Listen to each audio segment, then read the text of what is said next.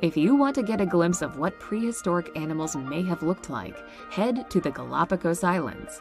The animals are like no other place on Earth and include giant tortoises and scary-looking iguanas. They were the impetus for Charles Darwin's controversial 19th century book On the Origin of Species. This archipelago of 18 major islands, about 550 miles off the coast of Ecuador, was formed and are still being formed by volcanic action.